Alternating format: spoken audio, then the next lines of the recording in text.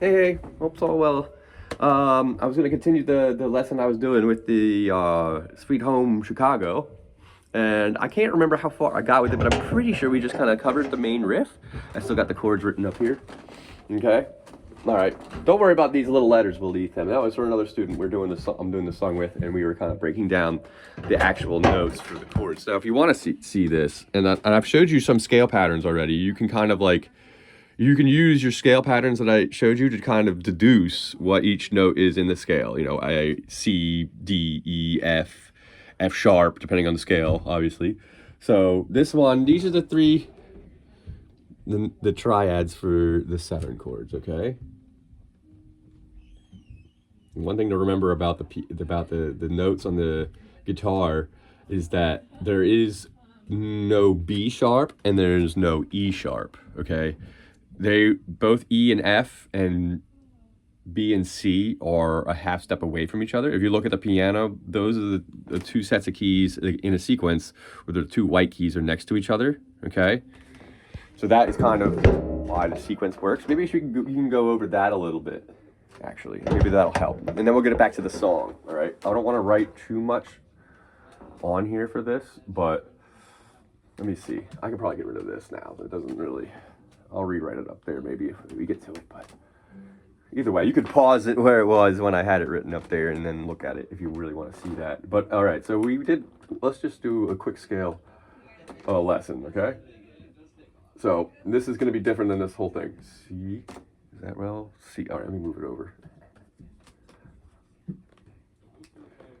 C, D, E, F, G, A, B, C. Okay, so now that's like the scale in its entirety, all right? We always look at these as like 7 notes.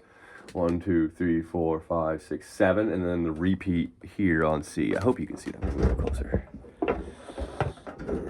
Okay, so that's the repeat. The idea of this is, let's say we're starting from the first fret of your B string, okay? And we were gonna look at this scale pattern. All right, so,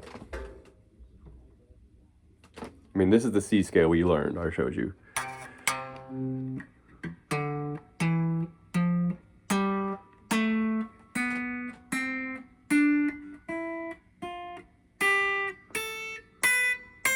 Okay, now that's all good, and that's the place I want you to know about the C scale to play it in music. But to understand what the sequence actually is from C to C, you kind of have to lay it out on one string so you can kind of see it a little bit better. Okay, so what I'm going to say now, though, is we're going to do, and this is the rhyme and reason for this scale, is we're going to do, it's going to be a whole between these two is a whole step. Okay, between these two is a whole step. Between these two is a half step, H. A whole step. And between these two, whole step.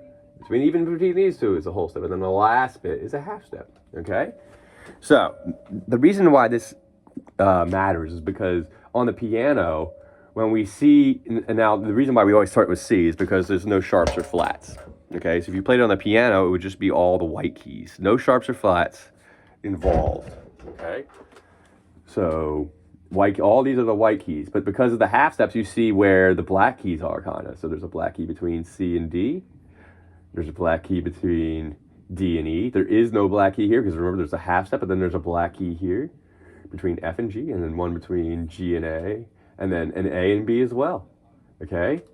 So now, if you look at this little pattern, you see that there's a set of 2 black keys and a set of 3, and then as we keep going, there'll be a set of 2 and then a set of 3. Okay.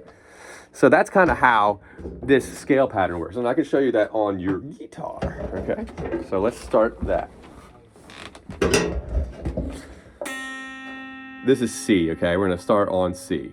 And we're gonna move this to another string too, so you can see this pattern even in another scale. And then we'll add, I'll show you why it makes sense. Okay, so C, so all right, so it's a whole step from C to the next note, okay? And then it's a whole step again, okay? A whole step is 2 frets, all right? So starting from C, you're gonna skip over a fret to D, and then from D to E, you're gonna skip over a fret. But remember, E and F, right here, are half step apart. So what happens when it gets to E You only go up 1 fret for F, okay? And then there's another whole step. And then another whole, from F to G. And then from the G to A. And then even then, you're skipping another fret to B. But then at the very end, like I said, remember you can pause this to see this pattern. I'm going through it. There's a half step at the end, okay? Which means when we're here at B, on the 12th fret, we got C right there, okay? So that's the pattern in its entirety, okay? Let's say we changed it though.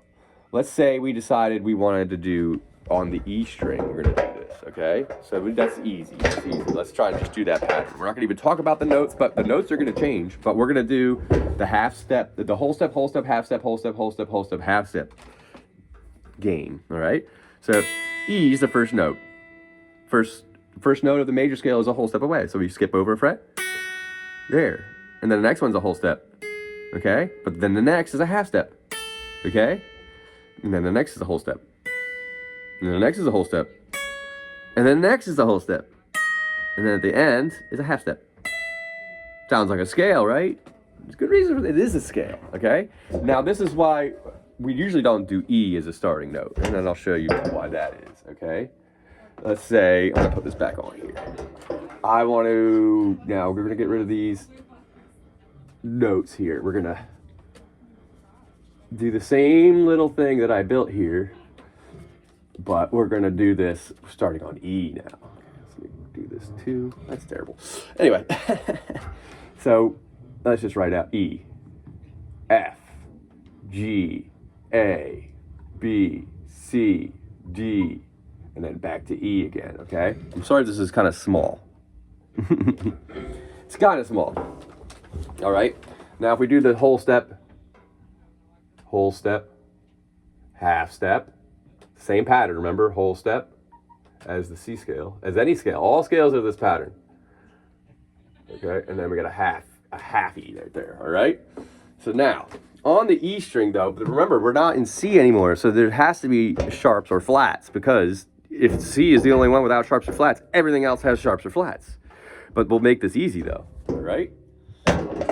Now, taking in that mind that E and F and B and C are half steps apart from each other, we could kind of like do this without even looking at the page, and then I'll write it out for you, okay? So E, that's E natural, okay?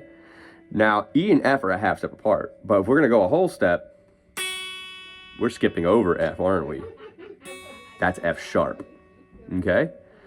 So now it's another whole step, but G is a half step away, so if we go a whole step away, it's now G sharp, okay? Now we have a half step. We're back into A, okay? Another whole step. B, another whole step, but remember B and C are next to each other, so if I skip over C, that's a C sharp, okay? And then that means now we're on the sharp side, and I got another whole step, and the D is a half step away. So I actually kind of come here, which is now D sharp. And then remember now it's one half step away, the scale is done, okay? On E. So how many? We counted 4 sharps there, okay? But the pattern is the same. It's just this. It's the same sequence. It's just being altered just because of the fact that it isn't C. So there you go.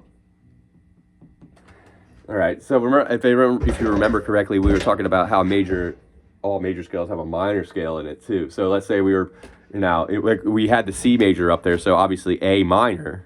I don't know if you can see all the way up here. I'll put it in a little close to you. So you can see all these are all the keys that the minors that are hidden inside the major.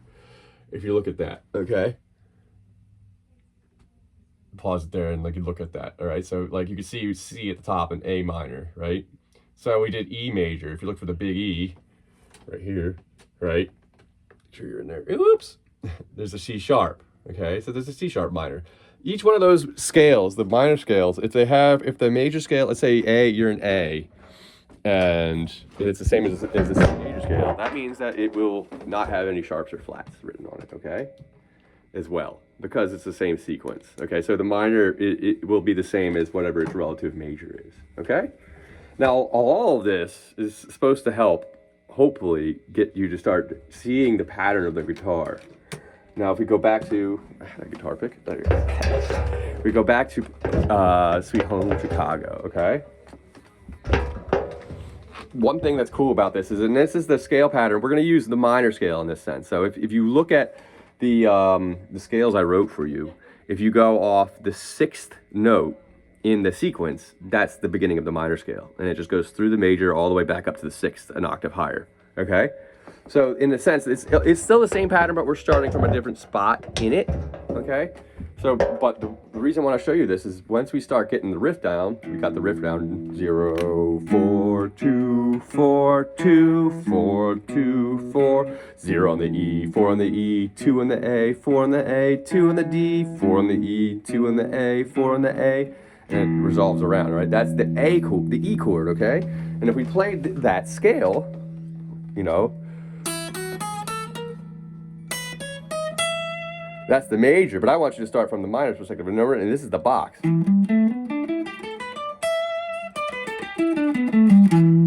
Like that, okay?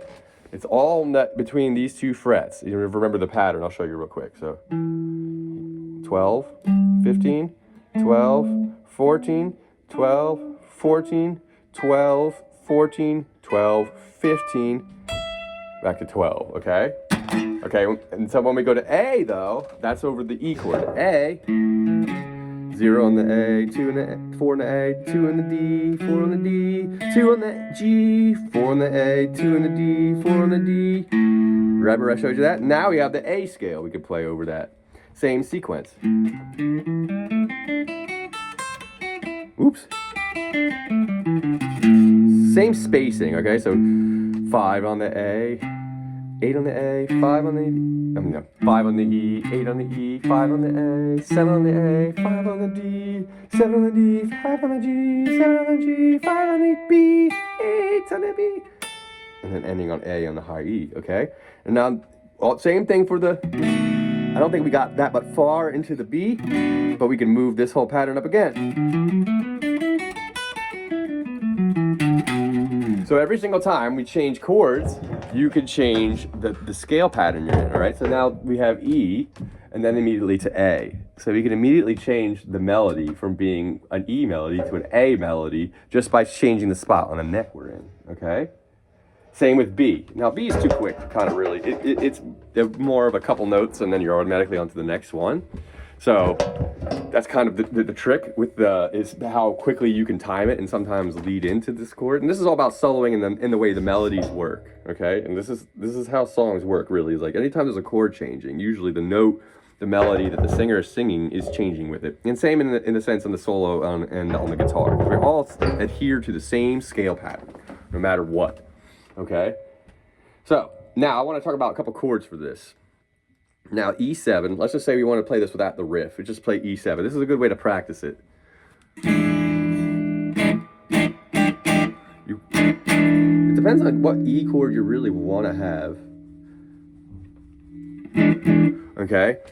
It's all E7s. I mean, it depends, not what E chord you have. What I mean is where you want to be on the neck for it. Okay? A lot of times I do the E7 chord when we're playing a blues like this. If we're just going to play the chords, I would probably do with the pointer finger on 6 of the D string. You got your middle finger on the 7 of the A string. And then you got your ring finger on 7 of the G string, okay? You'll scrape on the up and then hit down. Okay, and then to the A chord, we can just slide up to 12 and stay same shape. You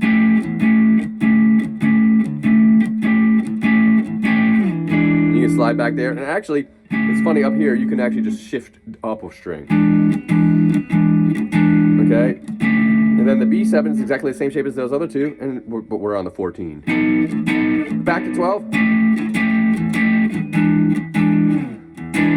Do it here, over 5 and 7. And then when you get to the A, though, it's a little weird.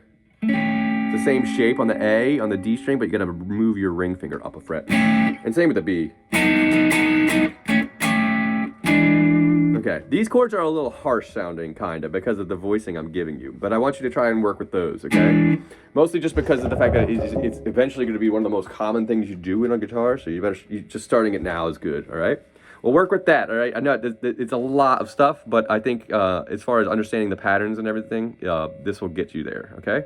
All right, have a good one.